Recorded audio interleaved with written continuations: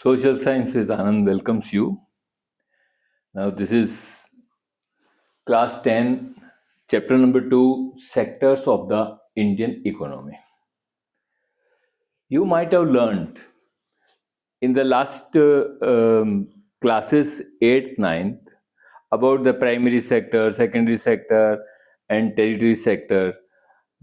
Such type of the profession comes under the primary sector, such type of profession comes under the secondary sector, such type of profession comes under the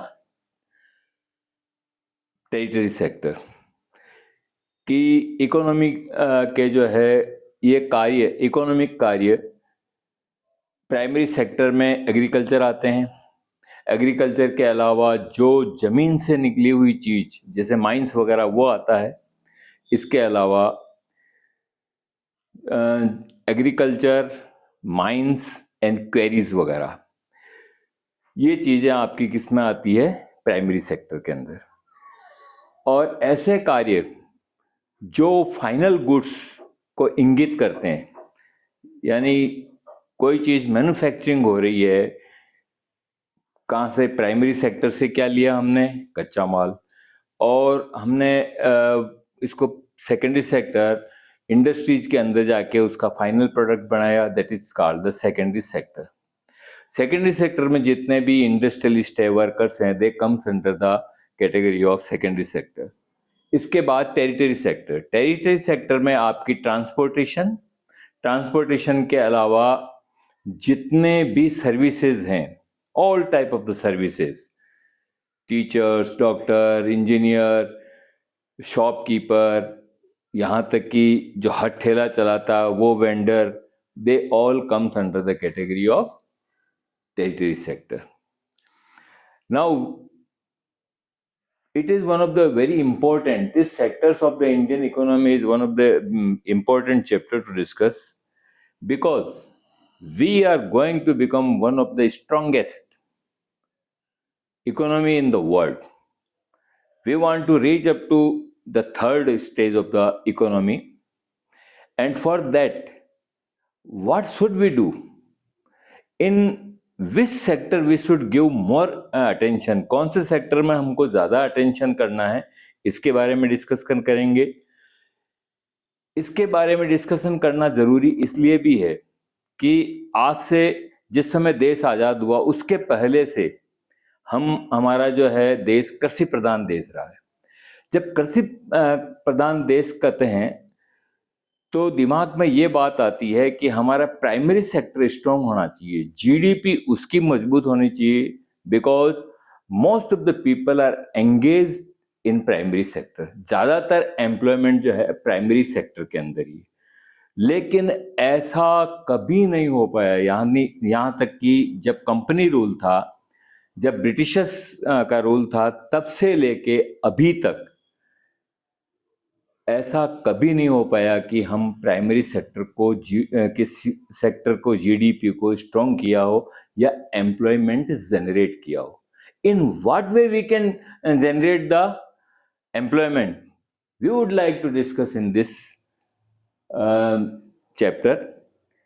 पहली बात। दूसरी बात कि हमारे यहाँ in India, हमारे यहाँ पर अभी तक सेकेंडरी सेक्टर और टेरिटरी सेक्टर में जीडीपी तो काफी बढ़ गई, लेकिन इससे 3 गुना कम उसका एम्प्लॉयमेंट रहा। What is the reason behind it? That we have increase, we have enhance the GDP of both secondary sector as well as territory sector. और सबसे बड़ी डिस्कशन वाला पॉइंट ये है कि why in India we are very much go ahead in the territory sector. So these are the three things we are going to discuss in this chapter.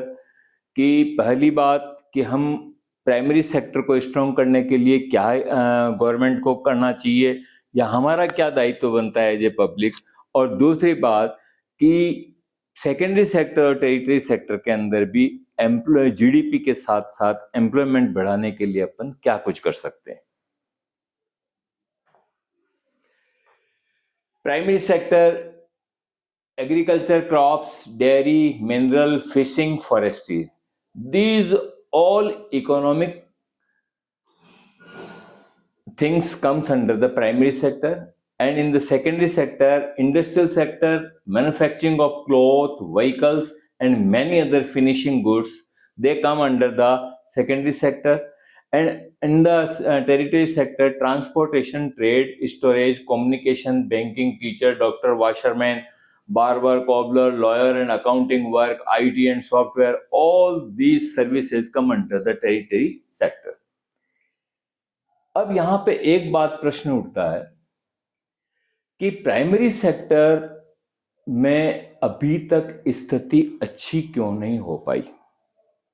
इसका सीधा सा फंडा यह है कि there is under employment first, and there is a disguise unemployment. क्या है भाई अंडर एम्प्लॉयमेंट का मतलब कि वहां पे चांसेस बहुत कम है लोगों का नौकरी पाना या काम धंधा पाना। मान लीजिए उसका रीजन क्या रहा, हद से ज्यादा यहाँ पे पॉपुलेशन हो गई।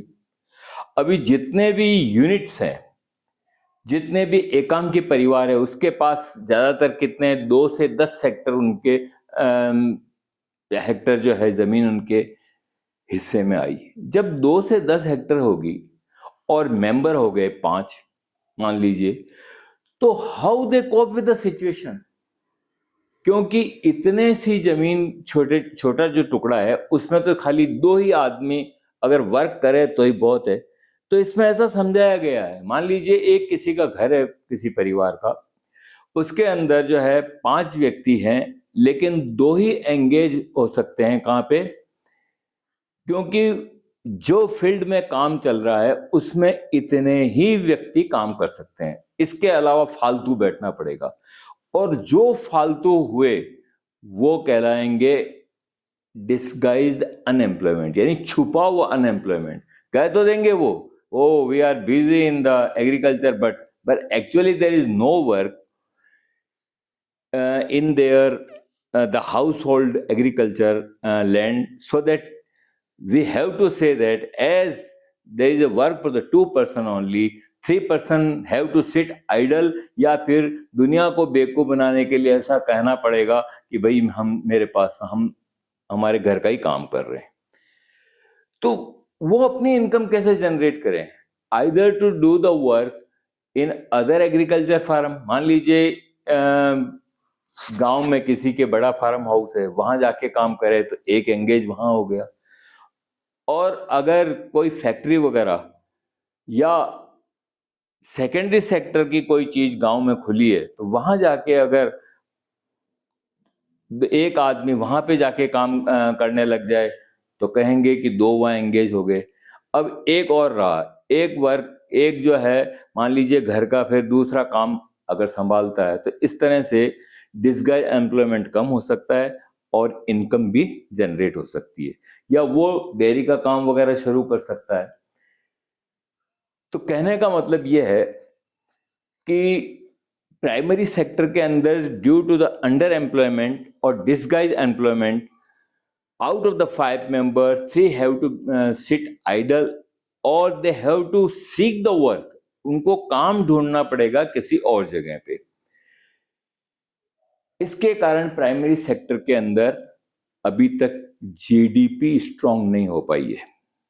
अब दिमाग में प्रश्न उठता है कि भाई प्राइमरी सेक्टर को स्ट्रांग करने के लिए गवर्नमेंट क्या करे।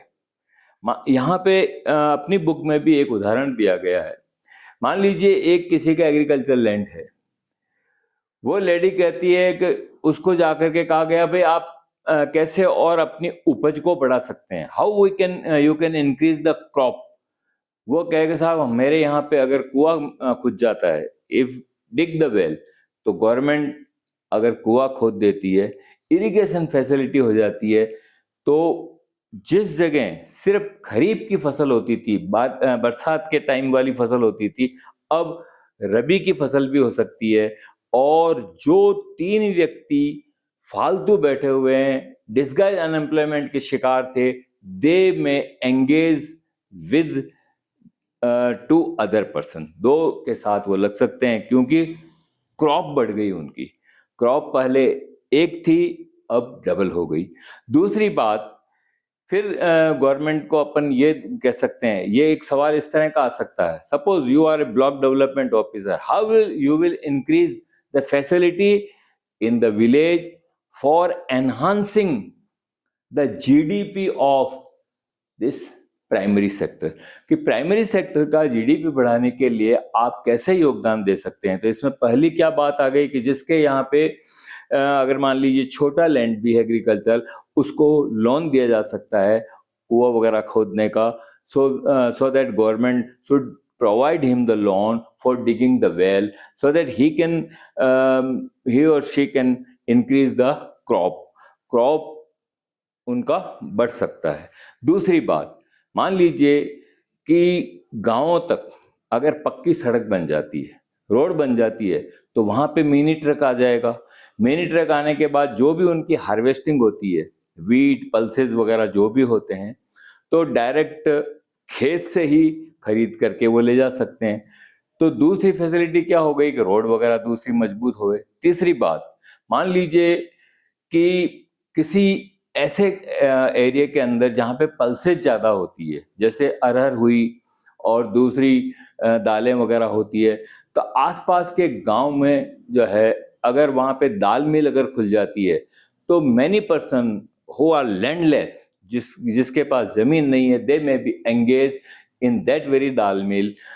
तो गांव से और दूर जाने की उनको ज़रूरत नहीं पड़ेगी, और इस तरह से अपन इंटरलिंक होने के कारण, सेकेंडरी सेक्टर किससे इंटरलिंक हो गया? प्राइमरी सेक्टर से। आपस में इंटरकनेक्टेड कैसे हैं, इसका भी डिस्कशन करेंगे। How the primary sector is and secondary sector and territory sector, the all three sectors are interlinked with each other. Interlink कैसे? यहाँ पे इंटरलिंक का भी एक बता दिया आपको उदाहरण, के पल्सेज अगर वहां पे होती है, आसपास में अगर दाल मिल होती है, तो वहां पे दाल मिल में डायरेक्ट दाल पहुंच करके और वो प्रोसेस करके अच्छी दाल वहां पे बन सकती है और बिकने के लिए सीधी चली जाएगी। दूसरी बात, मान लीजिए आसपास में कोई कोल्ड स्टोरेज हुआ, it is also come, the work of the cold storage come under the secondary sector. आसपास में कोल्ड स्टोरेज होने पे जितने भी आलू और प्याज के जो है crop grower, they may reach their crop in that very cold storage. Cold storage में 2-3 महीने तक वहां पे रख करके उसका किराया दे देंगे। जो ही दाम बढ़ते हैं इनके, तो they may use the cold storage for getting the good price of that very product जो आसपास हुआ है। तो कोल्ड स्टोरेज खुलने से क्या हुआ कि सेकेंडरी सेक्टर खुला, हेल्प किसको मिली? प्राइमरी सेक्टर को। इस तरह से प्राइमरी सेक्टर की जीडीपी बढ़ाई जा सकती है। I want to discuss with you about how these primary sector linked with the secondary sector and as well as tertiary sector, how they are interconnected with each other. Suppose the peasants who is growing the wheat in his field, he is able to sell his seed at the rate of 20 rupees per kg. Now, if he will send his wheat in flour mill, मान लीजिए गांव में flour mill भी खुल गई कहीं पे, the after conversion of the wheat into flour mill, the cost will increase from 20 to 25. अब यहाँ पे दिमाग में प्रश्न उठता है, भाई 5 रुपए एकदम कैसे बढ़ गए? Reason behind it is very simple. Those who have open the facility of secondary sector in the village side, कहीं फ्लोर मिल अगर खोली है, उसने लाखों रुपए का इन्वेस्टमेंट किया है, फ्लोर वहां पे वीट पहुंच गया, वीट किस में हुआ? फ्लोर में कन्वर्ट हुआ। क्या जनरेट हुआ? सेकेंडरी सेक्टर जहाँ फ्लोर बन रही है, जहाँ पे आटा बन रहा है, वहां पे बहुत सारे मजदूरों को नौकरी मिली, पहली बात। दूसरी बात, ट्रांसपोर्टेशन की उन खेत से फ्लोर मिल तक और फ्लोर मिल से होलसेलर तक कौन ले जाएगा? ट्रांसपोर्टर ले जाएगा। तो we can say that wheat से लेकर फ्लोर और फ्लोर बन के आटा बन के जो होलसेलर और रिटेलर के यहाँ जाता है, उसमें टेरिटरी सेक्टर का भी बहुत अहम रोल है और सेकेंडरी सेक्टर फ्लोर मिल का भी रोल हो गया। अब यहाँ पे एक बात और समझाते हैं आपको GVA के बारे में, ग्रॉस वैल्यू एडेड क्या चीज है। I want to give the illustration of two persons, एक दादा और पोता, grandfather and grandson. Now they are going in the market for purchasing the final thing which is obtained from the wheat. एक wheat से होने वाली final चीज biscuit लेने के लिए जाते हैं. Now what they find in the market कि it is 300 rupees per kg. The cost of the price of that very biscuit is 300 rupees per kg. Then grandson asks his grandfather, "Oh, why such variation is there?" But yesterday we purchased the flour at the rate of rupees 25. हमने 25 रुपए में खरीदा और इसके दाम 300 हो रहे हैं. बोले दादाजी ये क्या हो रहा है, ये तो बहुत गड़बड़ बात हो रही है. फिर वापस से ग्रैंडफादर उस छोटे से इनोसेंट बच्चे को समझाते हैं कि बेटा देखो, जो फ्लोर खरीदा गया उस फ्लोर के अंदर क्या क्या चीज ऐड हुई, तो उन ऐड होने वाली चीजें, और दूसरा वो बिस्किट की फैक्ट्री के अंदर करोड़ों रुपए खर्च होकर के, और इतने सारे के वर्कर काम करते हैं, उस इंडस्ट्रियलिस्ट ने बेचारे ने करोड़ों रुपए खर्च किए, और कितने ही उसके अंदर वैल्यू ऐड होती रही किस चीजों की, जैसे पैकेजिंग की वैल्यू ऐड होती रही, फिर ट्रांसपोर्टेशन से वहां पे चीज जाती है, और दूसरी चीजें भी फैक्ट्री वाला खरीदता है. In this way company had to invest lot of investment for that very biscuit factory, और उसके दाम बढ़ते बढ़ते, मान लीजिए उसके अंदर कुछ ऐसी चीजें जो है सूखे में वगैरह भी डलते हैं तो उसके भी दाम बढ़ जाएंगे, और उसके अंदर कोका वगैरह जैसे ब्लैक बिस्किट होते हैं, कोका के दाम 3-4 हजार रुपए केजी, इससे ही ज्यादा केजी में होता है, तो उसके दाम सब उसमें ऐड हो जाती है. It means the GV as the GVA increases on हर ऑल इंटरमीडिएट प्लेसेस, हर इंटरमीडिएट के अंदर पैसेज के अंदर जीवीए बढ़ जाने के कारण जो चीज फैक्ट्री से निकल रही है, कंपनी से निकल रही बिस्किट वगैरह, उसके दाम 300 बिल्कुल वाजिब होते हैं, क्योंकि फैक्ट्री में काम करने वाले वर्कर्स, उनका ही पेट भरेगा. जो एडिशनल चीजें बेचारे कंपनी वाले ने मिलाई, उसके पैसे भी तो लगते हैं, वो भी तो बाजार से खरीद से लेके आया.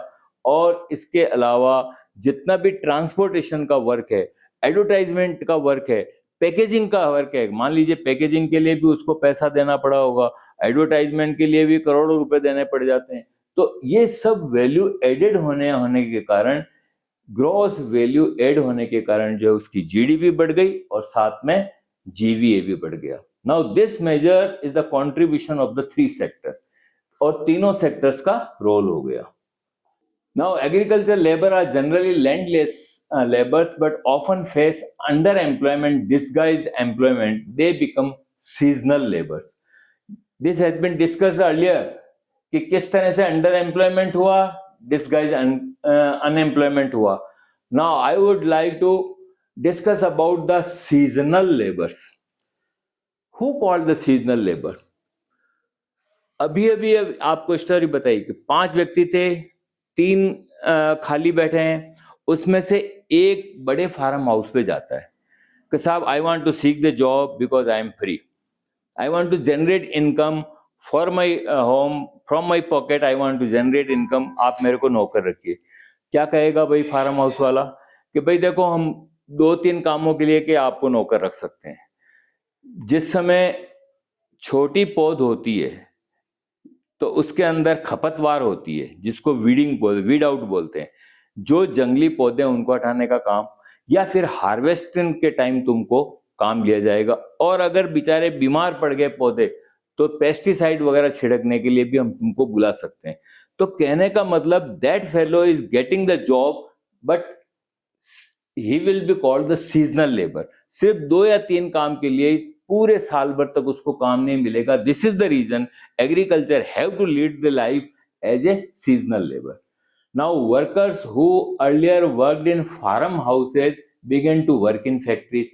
अब बेचारा जब सीजनल लेबर को कहा भाई यहाँ पे ज्यादा काम नहीं है, at the time of harvesting you are in need, at the time of sowing of the seeds you are in need, या फिर पेस्टिसाइड के अंदर, तो वो सोचता है कि क्यों मैं यहाँ फालतू में बैठा रहूं, It is better to seek the work in some factories. तो वो कहाँ कूच करेगा? टाउन या इससे बड़ी जगह पे जहाँ पे इंडस्ट्रियल एरिया होगा, वहां पे जाके काम ढूंढेगा। तो secondary sector gradually become the most important. ये जितनी भी कहानी है ये बता रहा हूं अंग्रेजों के टाइम से लगा करके, यानी 200 years ago in the 18th and 19th century we had faced such type of situation in those days, और तब से अभी तक चली आ रही है। अब तब से चली आ रही है और ज्यादा क्यों बढ़ गई कि जो ही इंडिपेंडेंट हुए अपन, और उसके बाद में हमने जो है ना सेकेंडरी सेक्टर तो खूब बढ़ गया। तो व्यक्ति अगर अंडर एम्प्लॉयमेंट का उसका शिकार हुआ है या फिर डिस्गाइज अनएम्प्लॉयमेंट का शिकार हुआ, वो कहाँ नौकरी ढूंढेगा? वह गांव को छोड़ करके शहर में माइग्रेट करेगा। तो this is the reason that the value the GDP of the primary sector from पिछले सालों से, यानी 74-75 जो बुक में दिया गया, और उसके बाद में उस 20 सालों के बावजूद बाद में भी प्राइमरी सेक्टर की जीडीपी और कम होती रह गई, और लेकिन एम्प्लॉयमेंट यूं का यूं बढ़ता रह गया। तो अगर मान लीजिए शहर भी आए, सेकेंडरी सेक्टर में भी सैचुरेशन हो गया, वहां भी काम नहीं मिला, उसको क्या करेगा? अब वो सोचता है चलो भाई शहर के अंदर चल के एक कोई प्राइवेट 3 व्हीलर वगैरह ले लेते हैं, या फिर यहाँ पे प्लम्बर, पेंटर और इस तरह के काम जो है अपन सीजनल लेबर के कर लेंगे। तो उसमें भी उसकी दाल नहीं गली, क्योंकि यहाँ शहर का खर्चा बहुत नहीं उठाना पड़ सकता है। वापस कहाँ जाएगा? वापस गांव में जाएगा। तो कहने का मतलब ये प्राइमरी सेक्टर की संख्या ज्यों की त्यों रह गई, ना तो सेकेंडरी सेक्टर में ज्यादा बढ़ सका एम्प्लॉयमेंट, और ना एम्प्लॉयमेंट जो है टेरिटरी सेक्टर में बढ़ सका। क्योंकि अगर अपन बहुत ध्यान से अगर देखते हैं तो सेकेंडरी सेक्टर के अंदर जीडीपी तो बढ़ गई 3 times, और अपने 12 times बढ़ गई, लेकिन एम्प्लॉयमेंट कितना? 3 times ही बढ़ा। 12 times जीडीपी बढ़ रही है और 3 times क्या बढ़ा? एम्प्लॉयमेंट। इसमें यहां पे दर्शाया गया, देखिए 73-74 के ग्राफ अगर देखते हैं तो 5 लाख करोड़ तक ही, ये करोड़ में 5 लाख करोड़ तक ही, इससे थोड़ा सा ज्यादा in between 5 to 10 lakh crore तक ही जीडीपी थी, जिसके अंदर कौन सा सबसे बड़ा सेक्टर था? प्राइमरी, फिर उसके बाद सेकेंडरी, और फिर टेरिटरी। अब after the gap of the 20 years what happened in the year 2013 and 14, यहां पे देखिए कितनी जीडीपी बढ़ गई इसकी, 2 लाख करोड़ से 60 लाख करोड़ के बीच तक की जीडीपी बढ़ गई, और इसकी सेकेंडरी सेक्टर की भी बढ़ गई जीडीपी। और किसकी कम हुई है? प्राइमरी सेक्टर की। प्राइमरी सेक्टर की जीडीपी कम होने का रीजन अभी अभी डिस्कस कर चुके हैं, और इनकी जीडीपी बढ़ने का रीजन ये भी अभी आपसे डिस्कस किया जा चुका है। तो why is there still opportunity for more employment in the primary sector? Employment in industry 3 times while production of the good is 9 times। Industry के अंदर भी 3 टाइम बढ़ा, लेकिन गुड्स जो है प्रोडक्शन ऑफ गुड्स 9 टाइम बढ़ गया। More than half of the worker in the country work in primary sector, यानी जितने टोटल वर्कर आते हैं लाखों के अंदर, उसमें 50% कहाँ काम कर रहे हैं बेचारे? कहाँ? प्राइमरी सेक्टर में। और क्यों काम कर रहे हैं इसका कारण बता दिया कि वो सेकेंडरी सेक्टर में जाते हैं, वहां भी सैचुरेशन हो गया, और टेरिटरी सेक्टर में भी जो है कोई ज्यादा फायदा नहीं मिला, क्यों? दे हैव टू टेक जितनी भी सेकेंडरी जो टेरिटरी सेक्टर के लिए टैक्सी वगैरह लेना चाहे या कोई और दूसरा काम धंधा करना चाहे, इन्वेस्टमेंट मांगता है, तो they have to invest the loan, उनको लोन लेना पड़ेगा, और बहुत ज्यादा इन्वेस्ट करने की उनकी ताकत नहीं पॉकेट की। But GVA is only 1/6, so disguised unemployment. देखिए जीवीए किसका कम हुआ? जीवीए है प्राइमरी सेक्टर का। आज टीवी के अंदर एक बात दिखाई जा रही थी, किसान कह रहा था कि एक बात बताइए, इतने साल हो गए हमको इंडिपेंडेंट होते हुए, और उससे पहले अंग्रेजों का राज था।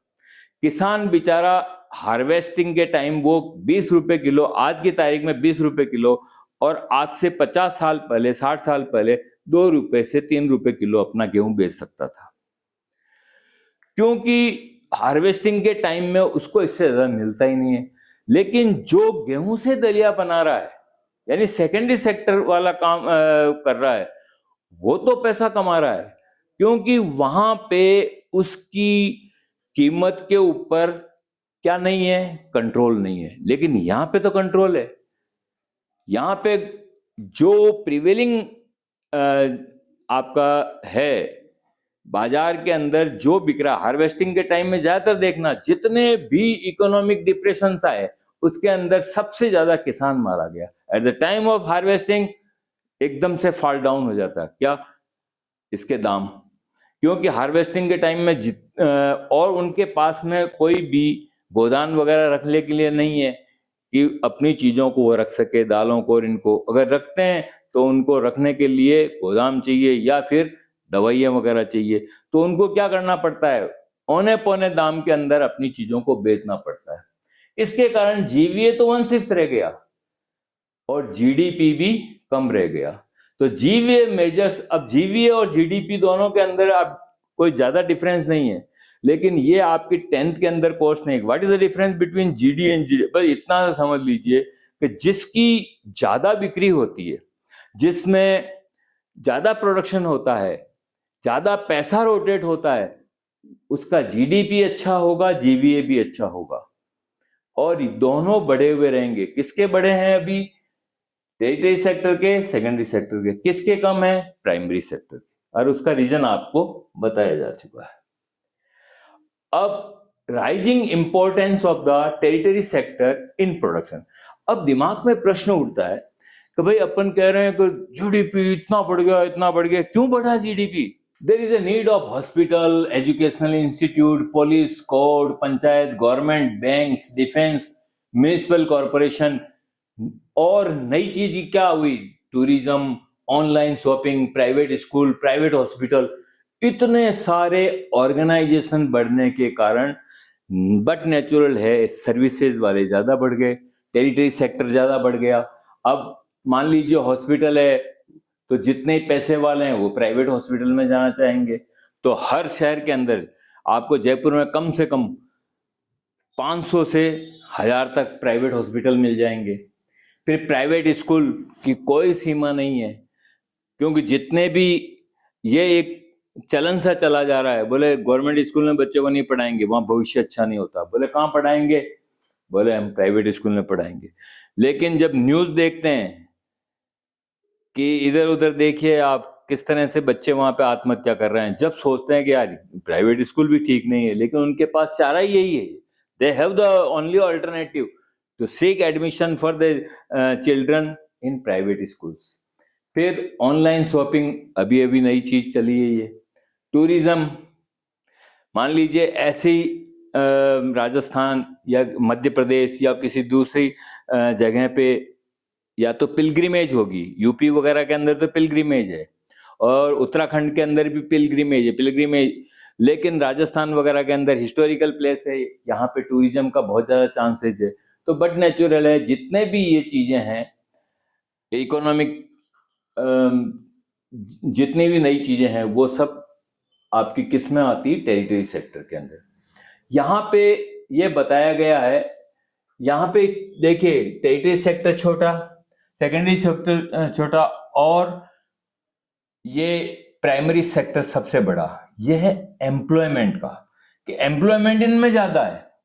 1977-78 में सबसे ज्यादा था, लेकिन बेचारे इन प्राइमरी सेक्टर से सेकेंडरी सेक्टर और टेरिटरी सेक्टर में आ गए। अनएम्प्लॉयमेंट इतना नहीं है, लेकिन जीडीपी ज्यादा है।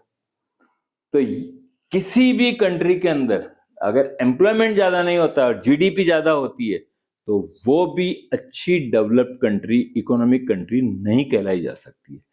आप अगर किसी डेवलप्ड कंट्री के अंदर जाते हैं या ऐसी कंट्री के अंदर जाते हैं जहां पे बहुत जो है संख्या कम है, पॉपुलेशन, तो वहां की जीडीपी के साथ साथ एम्प्लॉयमेंट भी ज्यादा होगा। अनएम्प्लॉयड कम मिलेंगे, लेकिन यहां तो अनएम्प्लॉयड ज्यादा है। कैजुअल लेबर शहरों में कौन से हो गए, painter, plumber, helper, major. They are not getting the work whole year.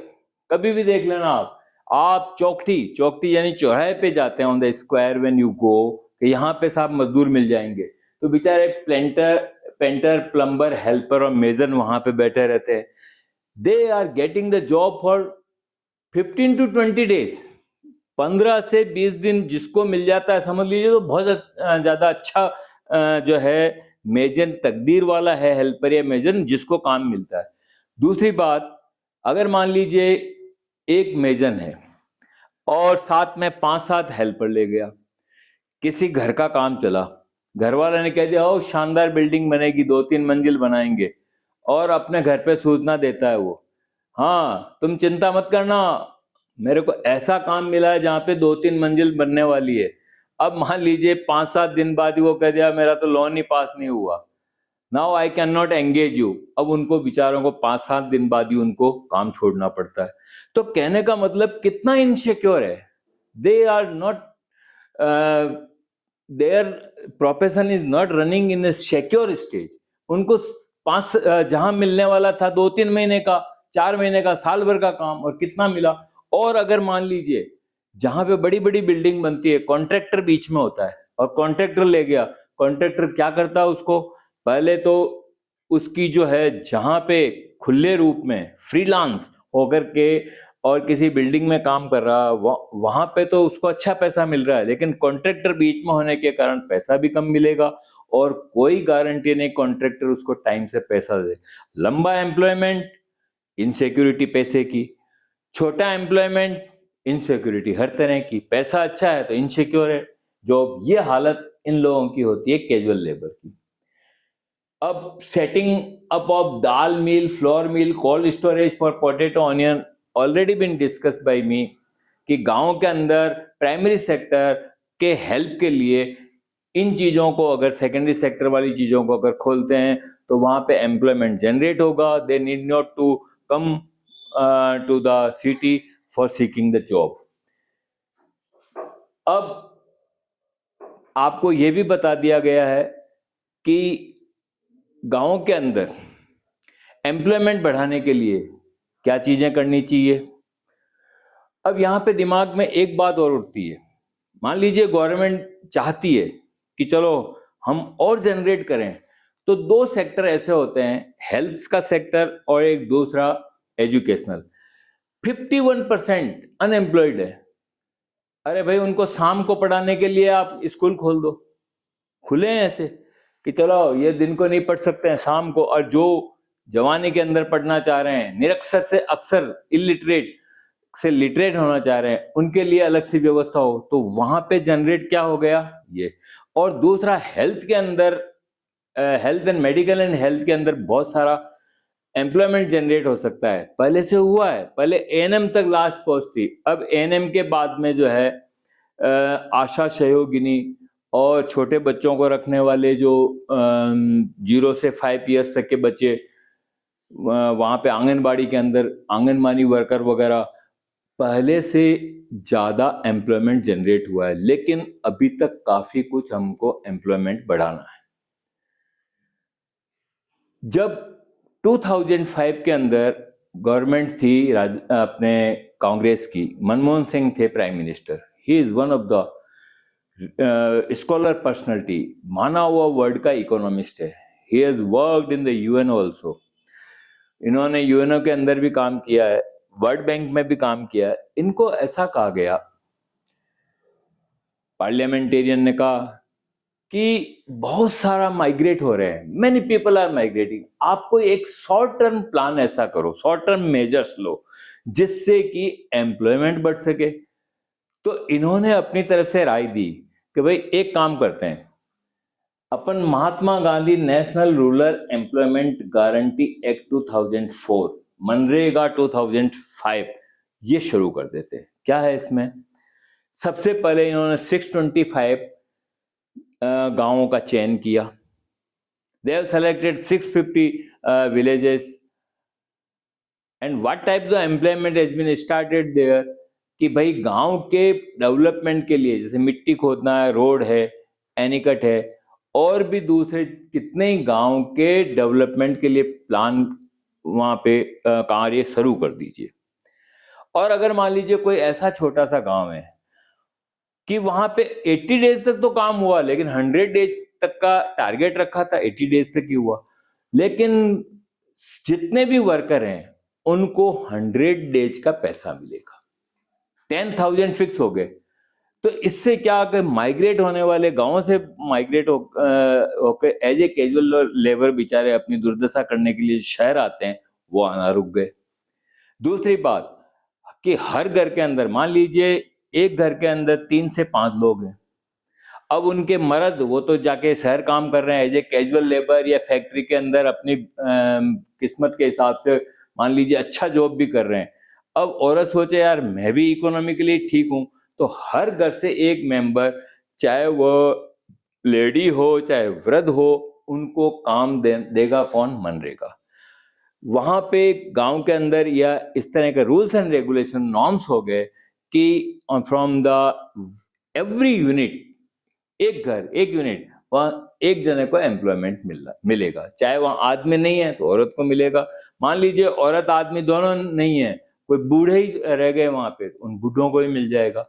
तो ये एक इस तरह का शॉर्ट टर्म मेजर इस तरह का था कि इनका पेट तो भरे, इनको 2 जून की रोटी तो नसीब होए। कांता, अब now we are discussing, we are going to discuss about the formal and informal sector.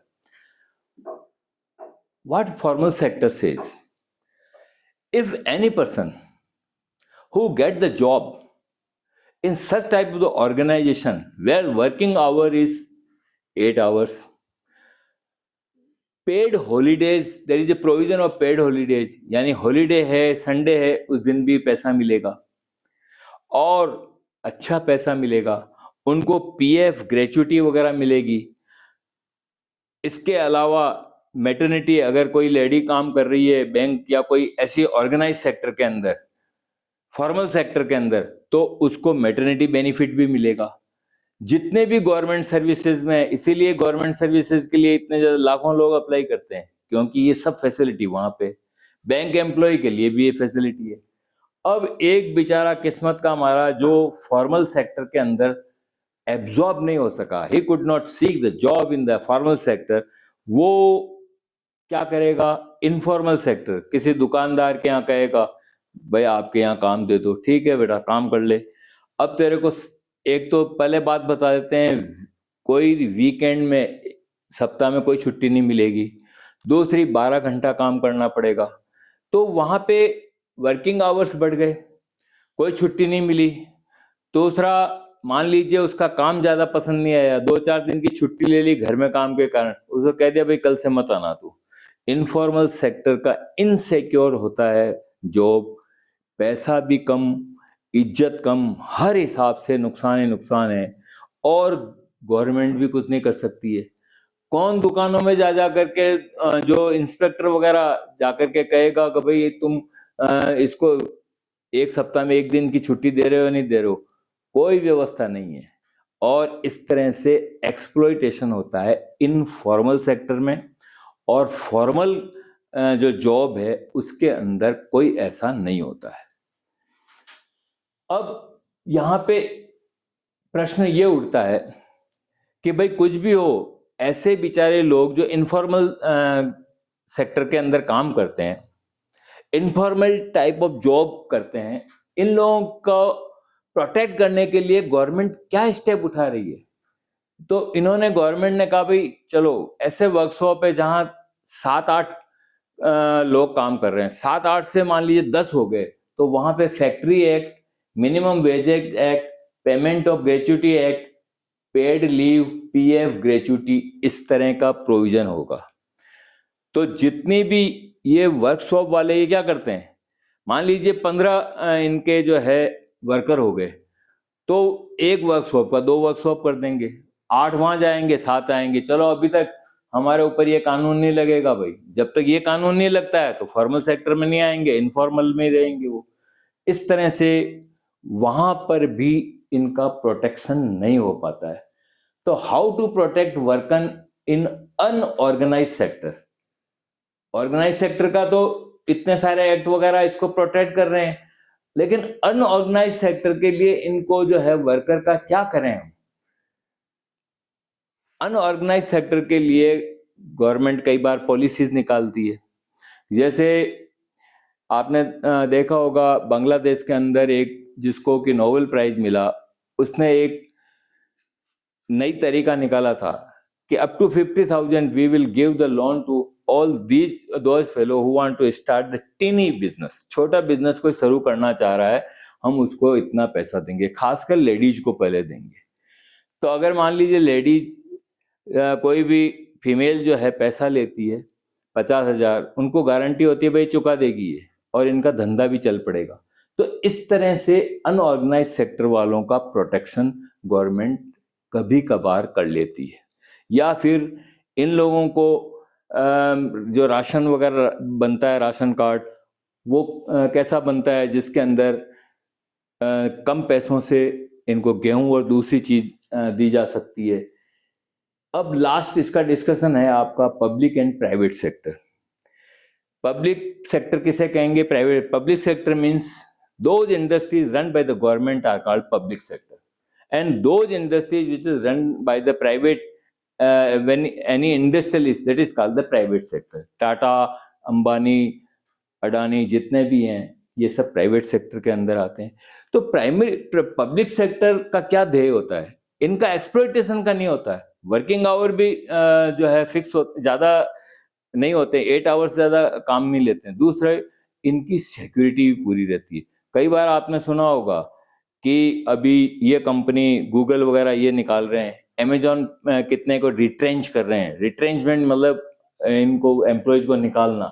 तो ये प्राइवेट सेक्टर के अंदर ज्यादा हो सकता है, लेकिन पब्लिक सेक्टर के अंदर क्योंकि एक सामाजिक जो है दबाव होता है, और अपोजिशन, अगर जैसे मान लीजिए डेमोक्रेटिक कंट्री है and the factory comes under the government, तो गवर्नमेंट में जो है अपोजिशन वाले कहेंगे क्यों भाई इनका भविष्य क्यों चौपट कर रहे हो आप, क्यों रिट्रेंच कर रहे हो इनको।